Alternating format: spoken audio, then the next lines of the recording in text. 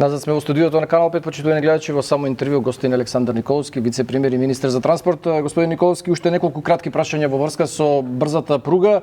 Рековме до крајот на месецов се очекуваат понудите од банките, а најави премиерот Мицковски, вие сте говориле дека до крајот на година веќе ќе се работи на терен, тоа е многу краток период. Кога ќе биде избрана фирмата, како ќе биде избрана? Тоа е предноста на вакви договори. Значи, очекуваме финансирањето да го имаме до средината на јули формално процесот завршено. После тоа ќе влеземе во селекција на компанија. Да поедноставам за граѓаните што ќе правиме, затоа што ќе е транспарентно. Ќе одиме со, најнарадски кажано, тендер со високи критериуми, или тоа стручно се вика компетитивен диалог, затоа што ќе правиме диалог само со компании кои што се прва класа. Имаат искуство во вакви проекти? Со цел да може да се испорача, да не се случуваат лоши искуства од типот на Охрид Кичево, Автопат и така натака, каде што се влечат по 11-12 години проектите. И онаа компанија која што ќе понуди најдобра цена ќе биде избрана, но ќе биде исто клучна рака како Бехтел НКИ проект и изведување. Ќе имаме три услови. Првиот услов ќе биде да е заедничко и проектирањето и изведбата. Второто ќе биде да имаме фиксен рок за завршување на проектот. Колку? 5 години. 5. И трето, стручно тоа се вика сребрен или златен фидик, еден од тие два ќе одбериме. Видов еден од вашите колеги, односно една рече на едно прашање нешто фидик се спомнува, не знаеме што е тоа, да објаснам сега што е фидик. Фидик е меѓународен стандард по кој што се гради и се прават договори. И секогаш кога ќе се направи договор по фидик, државата е заштитена. Например, Бехтел НК не е по фидик. Тоа е една од поголемите мани на тој договор. Во златниот или сребрениот фидик, зависи кој ќе го избериме, постои проценета вредност, долна вредност и горна вредност. Што значи дека граѓаните, кога ќе се постигне договорот, точно ќе знаат колку ќе чини проектот од до. Мора да има од до, затоа што се работи за теренски работи. Па добро, викаат 1.300.000. Не, 1.300.000 е индикативна цена. Теоретски, јас мислам дека нема да оди затоа што доматински се поставивме. Теоретски таа може да оди многу повисоко. Трајко Славевски рекол 3 пати дека ќе биде поскапо.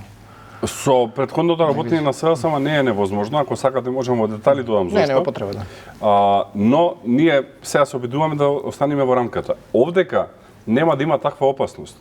Затоа што ќе кажеме проценета вредност еве, можам да карикирам малце со бројки.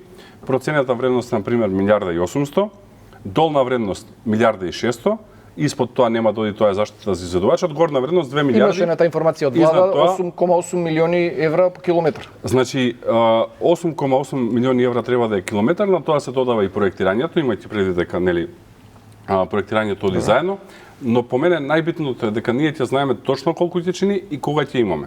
Која е улогата на нашите компании? Дали ние воопшто имаме капацитети да бидат дел од овој проект? Нашите компании, еве затоа што нели зборувавме за проценти, теоретски можат и 100% од градежните работи да ги завршат за брзата пруга, под услов да покажат таков капацитет и такви стандарди. Ние ќе ги форсираме максимално. Јас веќе имав една средба со неформална со градежната комора. За брзо време ќе имаме заедно со премиерот Мицковски формални средби со стопанските комори, на кои што ќе го презентираме проектот во оној момент кога ќе е во понапредна фаза и ќе поканиме сите компании да се вклучат и да работат. Ова е голем предизвик за нив, не само финансиски. Мислам дека многу ќе можат да научат, затоа што ова ќе е најголем поединечен проект во цела Југоисточна Европа. Без разлика што сме мала држава, поголем поединечен проект ни една држава во цела Југоисточна Европа, од Грција до Словенија не работи и тоа ќе даде референции на нашите компании после настапуваат и надвор. Сега е до нив да се добро екипираат, да ги одберат најдобрите луѓе кои што им се на располагање и секако да имаат добра опрема и да работат. Добро, ќе видиме како ќе тече тој процес. Има и некои дилеми околу трасата. Вие кажавте дека ќе оди по истата траса што е сега, но имаше реакција од Сдруженијето на инженери на Македонија дека на таков начин треба да кажеме крај на проектот Вардарска долина. Тој е исто проект со децени, треба да се градат некои хидроцентрали по течението на Вардар. Доколку се направи оваа пруга, нема да има можност да се гради тоа.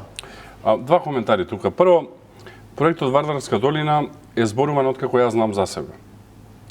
За жал до сега има и Чебрен, Галиште никој не го реализирал. Па и ова брзо. И ова брза пруга истото од кога знам за себе е дискутиран.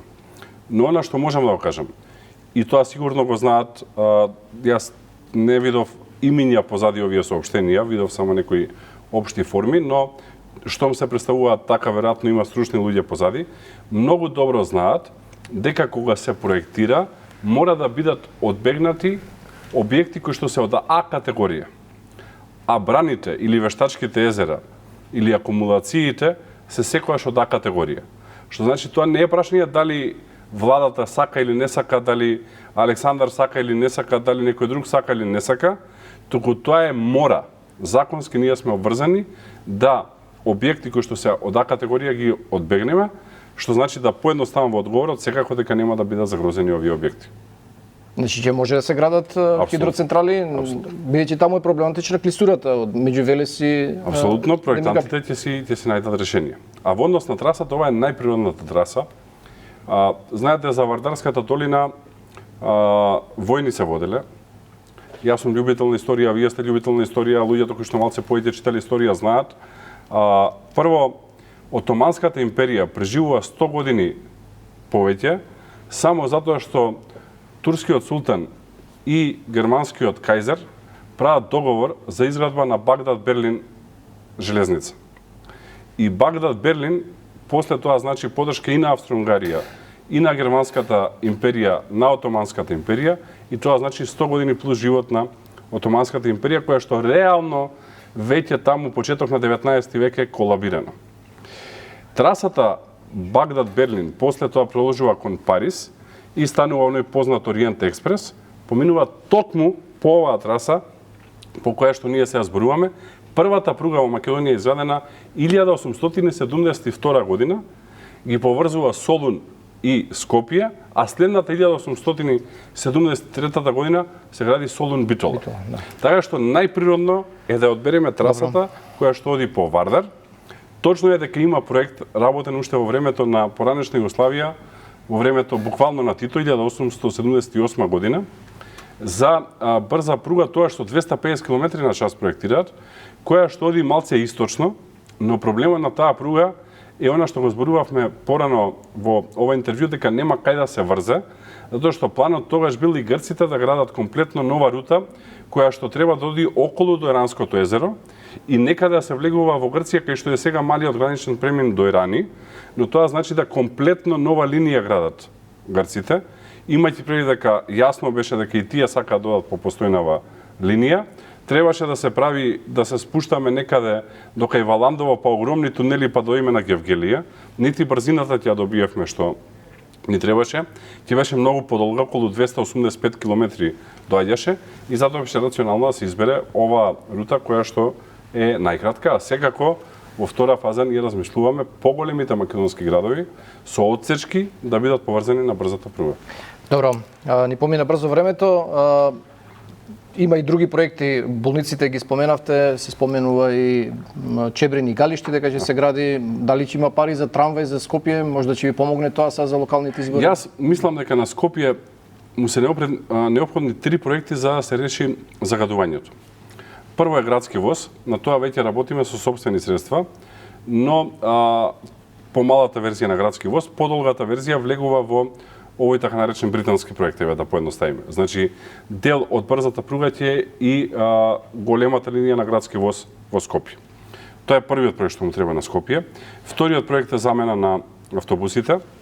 Еве, ексклузивно да кажам дека излезе повикот за набавка на 120 еколошки автобуси, од кои што 80 ќе бидат за Скопје. Излезе предвадена, никој гледам не објави, па еве, ексклузивно ќе има Канал 5 да објави. И третата работа која што му треба на Скопје е дефинитивно трамвај. Ги направивме ли овие 3 работи, мислам дека најголем дел од загадувањето од возилата ќе се намали. Вториот дел е со загревањето, затоа премиерот веќе најави една поамбициозна агенда, каде што ќе се обидеме да донесеме парно грејење до најголем дел од домаќинствата во Скопје. Се решили и затоплувањето и веќе нема да имаме проблем со програма имате за Скопје, уште кандидат да најдете. Ќе најдеме. Да не биде како Данела пак некој. Не. Овој пат ќе биде дефинитивно партиско решение.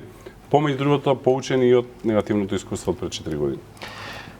Добро, при крајот сме со разговорот. Локалните избори се за отприлика 3 месеци од сега. Вие очекувате убедлива победа на нив. Имавте и роден ден на партијата деновиве. Таму исто имаше таква еуфорија, победничка атмосфера. Што подразбирате под победа? Дали ви се достижни, например, гласовите што ги освоивте лани? Над 440.000 беа. Денес имаше Филипче на интересна изјава, вели дека има информации за внатрешни анкети кај вас, дека сте паднали околу 100.000 гласа во однос на тоа што сте имале лани. Мислам дека Филипче треба малце повеќе за сопствената партија да се грижи и за состојбата во која што му е партијата. Ние апсолутно сме сега и подобри од изборите минатата година, но избори со избори се споредуваат, локални со локални, парламентарни со парламентарни, председателски со председателски. Она што е битно и што можам сигурно да кажам е дека ќе имаме далеку подобар резултат од 21 кој имавме одличен резултат. Тоа што освоивме 42 општини. Сега очекувам бројката да е далеку повисока и не е нереално дека опозицијата ќе движи, зборувам за СДСМ, евентуално Левица, зависно дали ќе прават коалиција или не, затоа што има и таква опција, ќе движат помеѓу 0 и 3 градоначалници максимум. Добро, сега веројатно инпут во резултатот ќе има и начинот на кој владеете со Македонија. Голем дел од општините и сега се под раководство на ВМРО-ДПМН. Централна власт имате една година, денови веќе се одбележи една година. Кога ја правевте таа коалиција со Влен за промена на власта, имавте 3 приоритети: европските интеграции, второ беше реформи во правосудството и борба со корупцијата и третото беше подобрување на животниот стандард. Што мислите дека од овие 3 приоритети успеавте да направите нешто за граѓаните значително да почувствуваат нешто подобрување? Година дена и не е доволно време, но мислам дека сигналите се јасни. Ние имавме 3 крупни изборни ветувања кои што ги реализиравме. Првото е дека Дуи ќе оди во опозиција и Дуи е во опозиција. Ова трајно или може да се смени по локалните избори? Видете, во демократија не е ништо трајно, но за овие 4 години, аз се надевам и за следните 4, апсолутно е трајно, ако можеме така да го крстиме.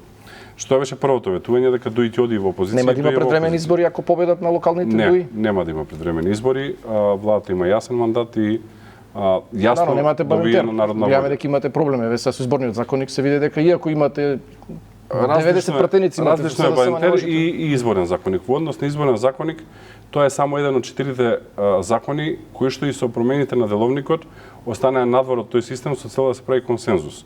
Што значи дека теоретски изборен законник и со еден пратеник некој може да блокира, што по мене е во ред, е изборен законник. Треба на сите да им одговара за да учествуваат на избори. Во однос на барентер, доколку за одредени работи успееме да се усогласиме со пратениците кои што се од немнозинските седници, во ред, доколку не, тоа е тоа, ние не можеме со сила да ги убедуваме.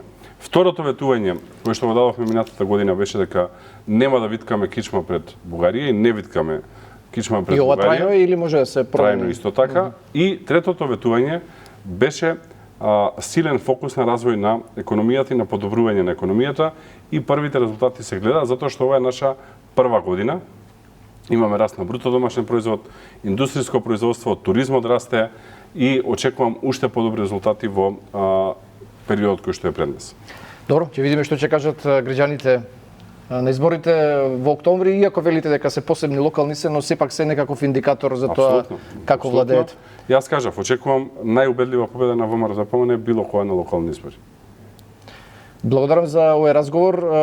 Иако не сте во топ форма поради здравствени причини, мислам дека издржавте. Но благодарам на можноста и се надевам дека бевме доволно интересни за граѓаните. Да, расчистивме некои прашања, имавме уште и многу други, но толку е времето. Благодарам уште еднаш. Благодарам, беше задоволство. Тоа беше Александар Николовски, вице-премиер и министер за транспорт. Останете со програмите на Канал 5. Се гледаме следниот четврток. Дојдување.